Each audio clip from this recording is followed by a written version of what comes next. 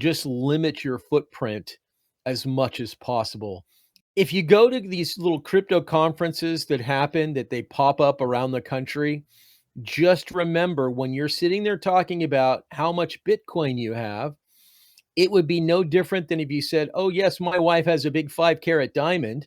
Yeah, And totally. where do you where do you live? Oh, I live over there Yeah. by I have XYZ a million place, and under my bed.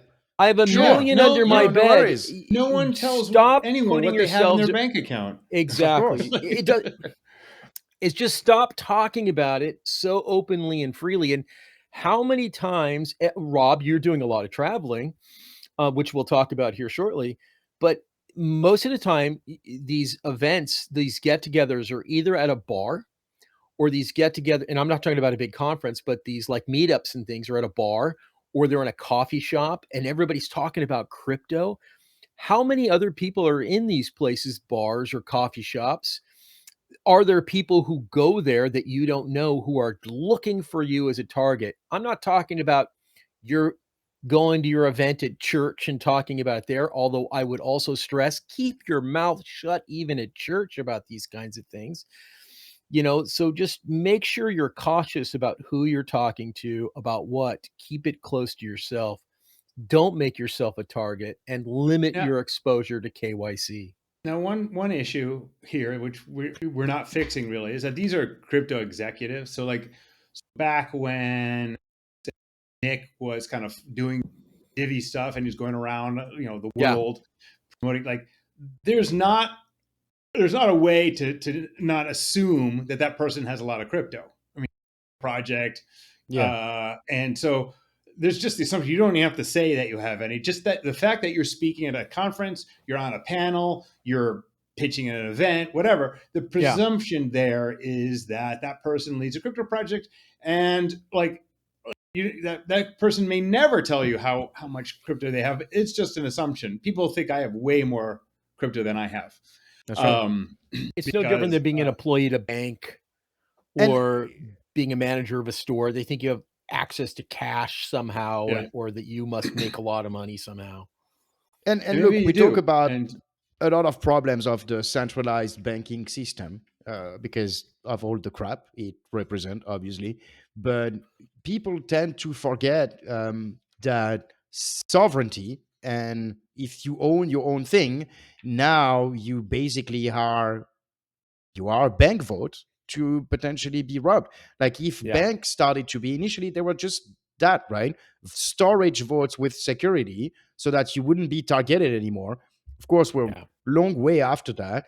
But when you go back to self ownership, then you have to consider those things. Like you have to have proper security, proper protocols to secure your funds, because otherwise, then it's easy to take it away from you, and you don't want Yeah. that. Yeah. I'll tell you a story from Dubai. I don't know if I mentioned this last time, but at one of the events, Mario Nafal was there. And he's a skinny dude, right? And so, but he's well known in the crypto sphere. He Right. writes and people listen to what he writes. And so he was talking at this event, but he was also socializing afterward. And I went to go past like where he was. I wasn't going to talk to him. I was trying to get to people on the other side of him. Kind of this column between the column on one side, and I wanted to go next to the column, and he was on the other side. I was trying to pass through him and that column, and I just felt this person was like this block of concrete, like he did not move. And I'm like, what a dick. And then I realized that he had 2 bodyguards, and the bodyguards are trained like to not give way. Yeah. Right. Yeah. And I had to explain to him, I'm just trying to go there. And he's like, right there. And it was like, he was directing me where I was allowed to go. And I'm like, Go yeah, you're around. still a dick. I know it's your job, but Yeah. So that gives you an example of there's somebody who's visual, or excuse me, who's what's the word I'm looking for? Not visual, but he's visible. And so people know him from his ex Twitter Yeah, visible, yeah. profiles. They know him from different projects he's on. He's obviously, as you stated, not a big dude, so he's got enough money, but he's also wanting to protect himself. These are things you need to do when you're in that sort of a visible situation. But even normal people in life have to go through this just because of perception. And you're talking about perception. You would state that some CEOs, of course, don't have a lot of money. They're grinding it through and they don't have a lot, but because they're a CEO, it's assumed because you attach a title, it's Yeah. a CEO. But even in my earlier example, Doomed. if you're just a bank teller, right? The frontline person at a bank, when you go into the bank in the morning, you can't go in unless you have multiple people with you. That's the general security principle. But even in classes, courses, and those kinds of things they teach wisdom. Even in retail environments, you don't drive home the same way if you're in management. You don't walk in this the you don't go to the bank the same way every morning. You wait for people to arrive.